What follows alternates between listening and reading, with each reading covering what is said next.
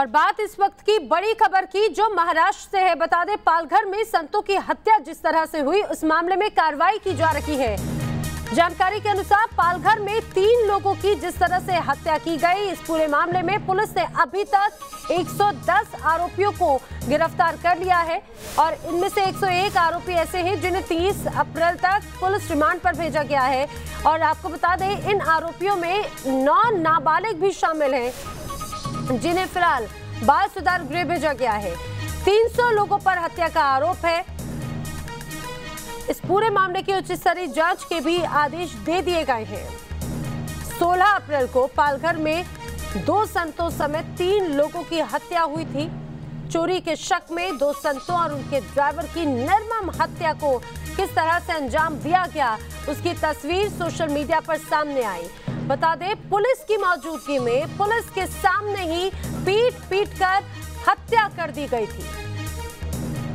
लाठी डंडों से, ईंट पत्थरों से जमकर हमला किया गया और देखिए यहाँ पर ये भीड़ किस तरह से बेकाबू हो गई और किस तरह से उनका क्रूर चेहरा देखने को मिला। ये 5 तस्वीरें हम आपको दिखा रहे हैं। जो तस्वीरें सामने आई हैं ये दर्शाती है कि आखिर किस तरह से यहाँ पर लोगों के सर पे एक तरह से भूत सवार हुआ।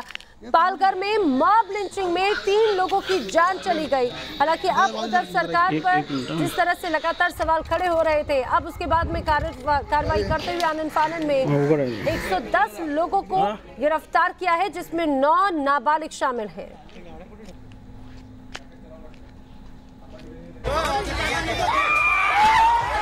गाली गलौज और भीड़ का बेरहम चेहरा। तस्वीरें महाराष्ट्र के पालघर की हैं। यहां में चोरी के शक में भीड़ ने 2 संत सहित 3 लोगों की जान ले ली। 3 लोगों को 300 की भीड़ ने मार मार कर मौत के घाट उतार दिया। शुक्रवार को पिटाई के ये 3 वीडियो सोशल मीडिया में वायरल हुए, जिसमें भीड़ में शामिल लोग संत और उनके ड्राइवर की पिटाई करते हुए दिख रहे हैं। वीडियो में ना लोगों में कानून का खौफ नजर आ रहा है और ना ही उनमें मानवता दिख रही है। बस भीड़ तंत्र खुलकर कानून हाथ में ले रहा है और फिर नतीजे सबके सामने हैं। बताया जा रहा है कि पालघर में जूना अखाड़े के संतों का कत्ल उस वक्त कर दिया गया जब वो एक गांव से गुजर रहे थे। आरोप है कि पुलिस की मौजूदगी में उन्मादी भीड़ ने चोर समझकर संतों पर हमला कर दिया। मौके पर जुटी भीड़ में शामिल लोग पुलिस के सामने ही खुद इंसाफ करने लगे। उन्होंने संतों की पिटाई शुरू कर दी, उनके ड्राइवर को खूब पीटा। हैरानी की बात यह रही कि पुलिस मौजूद रहकर भी तमाशबीन बनी रही। इस हमले में संत कल्पवृक्ष और उनके एक साथी संत की मौत हो गई। उनके ड्राइवर को भी पीट कर मौत के घाट उतार दिया गया। मारपीट का वीडियो वायरल हुआ तो प्रशासन को सफाई देनी पड़ी। और ये पूरी घटना की हम जांच कर रहे हैं। एसपी रात से ही घटनास्थल पे थे। आज 110 लोगों को 2 गाँव से हमने इसमें ले लिया है और उनको पुलिस स्टेशन या कासा पुलिस स्टेशन में ला गया है। अभी पूरी अगली जो जांच है वो एसपी और उनकी टीम कर रही है। संतों की मौत के बाद अब सीधे उद्धव सरकार पर सवाल उठ रहे हैं। क्या उद्धव राज्य में भी महफूज नहीं है संत? भीड़ पीट रही थी तो पुलिस क्या कर रही थी? पुलिस के सामने ही संतों का कत्ल कैसे हुआ? महाराष्ट्र में लॉकडाउन में कैसे जुट गई भीड़? जूना अखाड़े के संतों की मौत का जिम्मेदार कौन है?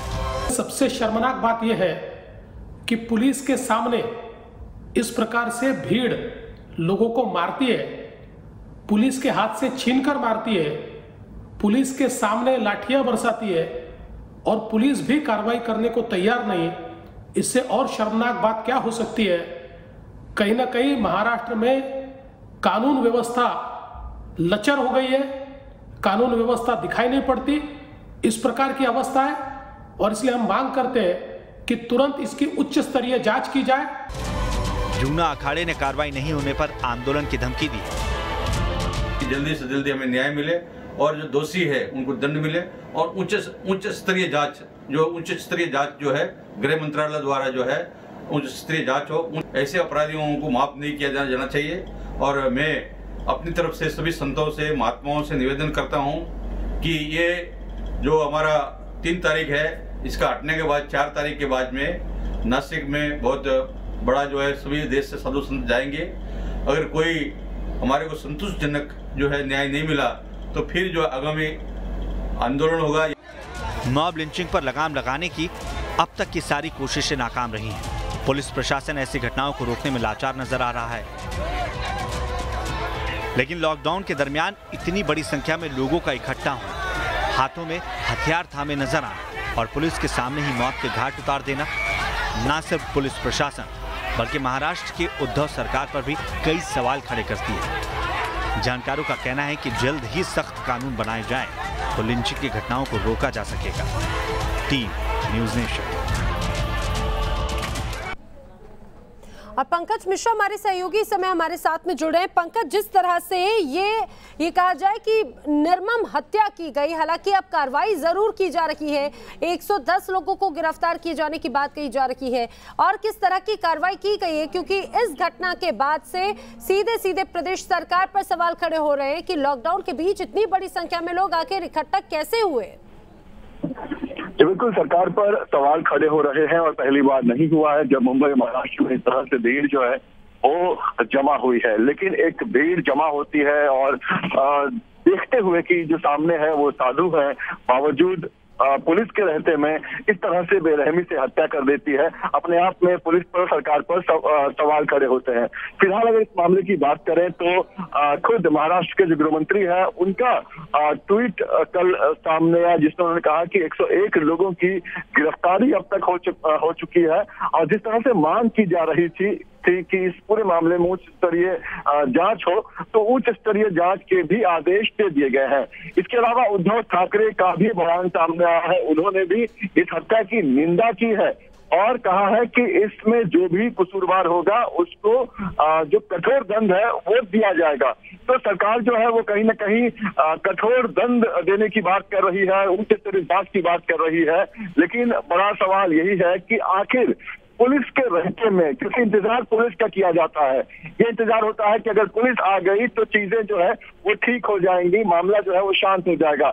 लेकिन पुलिस के रहते में जिस तरह से ये हत्या की है इस भीड़ ने, ये अपने आप में एक बड़ा सवाल है कि आखिर क्यों पुलिस इन संतों की रक्षा नहीं कर पाई। जी बिल्कुल, सवाल यही कि आखिर पुलिस की मौजूदगी में इस तरह से हमला किया जाता है, इतनी बड़ी संख्या में लोग इकट्ठे होते हैं और हमला किया जाता है, और हमला भी छोटा मोटा नहीं। आप देखिए किस तरह से निर्ममता से, लाठी डंडों से ये तमाम लोग यहाँ पर मौजूद हैं जो निहत्थे संतों पर किस तरह से हमला कर रहे हैं। जब वो संत नीचे गिर जाते हैं तब भी उनके ऊपर बार बार इसी तरह से लाठी से हमला किया जाता है। तस्वीरें साफ बयां भी करती हैं। लेकिन पंकज, बार बार सवाल यही, लॉकडाउन है, कई इलाकों में धारा 144 लागू है, कर्फ्यू लागू है, इसके बावजूद अगर लोग इस तरह से इकट्ठे होते हैं तब ये समझ से परे है, अचानक ऐसा क्या हो गया कि इतनी बड़ी संख्या में लोग यहाँ पर आ गए।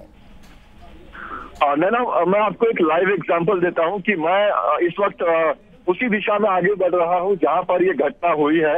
रास्ते में कई बार हमें पुलिस के लोग मिले, हम अपना आई कार्ड दिखा रहे हैं, बावजूद हमसे सरकारी परमिशन मांगा जा रहा है कि आपके पास कोई सरकारी परमिशन है कि आप कैसे लॉकडाउन के समय में ट्रैवल कर रहे हैं, यात्रा कर रहे हैं। जब हमसे इस तरह से अगर यात्रा के लिए परमिशन मांगा जा रहा है, एक गाड़ी जिसमें सिर्फ 3 लोग सवार हैं, तो आखिरकार इतनी बड़ी तादाद में जब भीड़ जुटी तब पुलिस कहाँ थी, तब उन्हें क्यों नहीं पूछा गया, तब उन्हें क्यों नहीं बोला गया, उनके खिलाफ पहले ही क्यों नहीं कार्रवाई की गई कि आखिर ये भीड़ कैसे जमा हो गई। ये भीड़ न सिर्फ जमा होती है बल्कि इन संतों को की हत्या करती है, वो भी पुलिस के सामने, और पुलिस जो है वो कुछ नहीं कर पाती है। जी बिल्कुल पंकज, सवाल तो यही खड़े हो रहे हैं। तमाम जानकारी के लिए आपका शुक्रिया कि वैसे लॉकडाउन है, कर्फ्यू है, धारा 144 लागू है, ऐसे में 4 से ज्यादा लोगों के इकट्ठे होने पर वैसे ही पाबंदी है, कार्रवाई करने की बात कही जा रही है, पुलिस मौके पर पहुंचती, लेकिन जिस तरह से वारदात को अंजाम दिया गया इस दौरान तो पुलिस भी वहां पर मौजूद थी।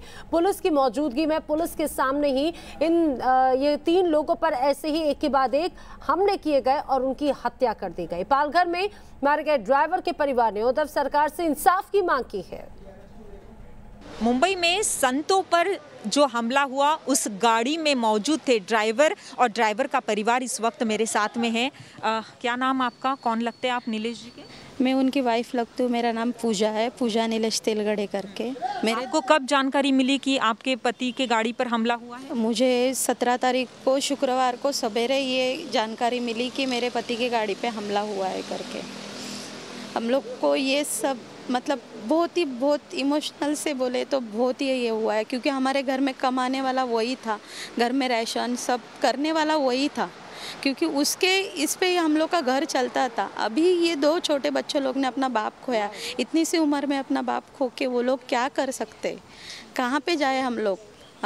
और महाराष्ट्र तो संतों की भूमि समझी जाती है, तो संतों के साथ ये सब अत्याचार, ये हौसला होने से अच्छा आप लोग ने कुछ तो कार्रवाई करना ही चाहिए।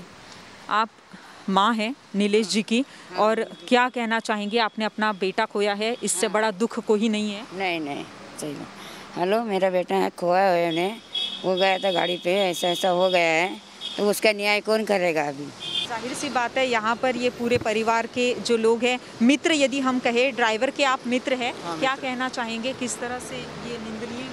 ये काफ़ी निंदनीय है, क्योंकि उन्होंने कभी किसी का कुछ बुरा नहीं चाहा, और मतलब महाराज हमारे एरिया में काफ़ी सपोर्टेबल थे, और वो लड़का कभी किसी से मतलब गलत कभी किसी का किया नहीं है, और वो एज ए ड्राइवर उनका एज ए फैमिली मेम्बर बनकर ही गया था।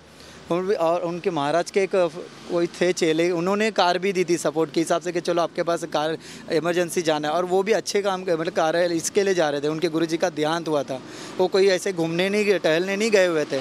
और पुलिस ने भी इसमें हमें यही है कि पुलिस ने हमें कोई लेटर नहीं दिया, कुछ नहीं दिया, तभी हमें वहाँ से इनको जाना पड़ा वो रास्ते से कि जल्दी पहुँचेंगे। इनको ऑलरेडी काफ़ी लेट हुआ था, पुलिस से उन्होंने परमिशन भी मांगी थी, पर पुलिस ने कोई परमिशन नहीं दिया, तब जाकर उनको यहाँ जाना पड़ा था। वीडियो जर्नलिस्ट ओम प्रकाश कैवत के साथ श्वेता गुमसे, न्यूज़ नेशन, मुंबई। तो जिस तरह से 17 तारीख का ये पूरा मामला, 16 तारीख का ये पूरा मामला था, उसके बाद से अभी तक कार्रवाई क्यों नहीं की गई? जब वीडियोस मीडिया में सामने आए उसके बाद में कार्रवाई की गई, सवाल खड़े हुए, उद्धव सरकार की तरफ से लगातार एक्शन लिए गए। आपको बता दें, इस पर प्रतिक्रिया भी दी मुख्यमंत्री उद्धव ठाकरे ने। पालघर की घटना पर कार्रवाई की गई है, ये कहना है महाराष्ट्र के मुख्यमंत्री उद्धव ठाकरे का। उन्होंने लिखा है, जिन्होंने 2 साधुओं, एक ड्राइवर और पुलिस कर्मियों पर हमला किया था, पुलिस ने घटना के दिन ही उन सभी आरोपियों को गिरफ्तार कर लिया और इस अपराध और शर्मनाक कृत्य के अपराधियों को सख्त कठोर दंड दिया जाएगा। महाराष्ट्र के मुख्यमंत्री उद्धव ठाकरे ने ट्वीट करते हुए ये बात कही। वहीं दूसरी तरफ पूर्व मुख्यमंत्री देवेंद्र फडणवीस ने निशाना साधा। पालघर में मॉब लिंचिंग घटना का वीडियो हैरान करने वाला और अमानवीय है, ट्वीट किया। आगे ऐसा लिखा कि ऐसा विपदा के समय इस तरह की घटना और भी ज्यादा परेशान करने वाली है। मैं राज्य सरकार से गुजारिश करता हूं कि इस मामले की हाई लेवल जांच करवाई जाए। तो एक के बाद एक लगातार अब ये कहा जाए कि प्रदेश सरकार कटघरे में है, हालांकि कार्रवाई करने की बात जरूर की जा रही है। यहाँ पर रुक रहे कुछ ही पलों के लिए, जल्द हाजिर होंगे।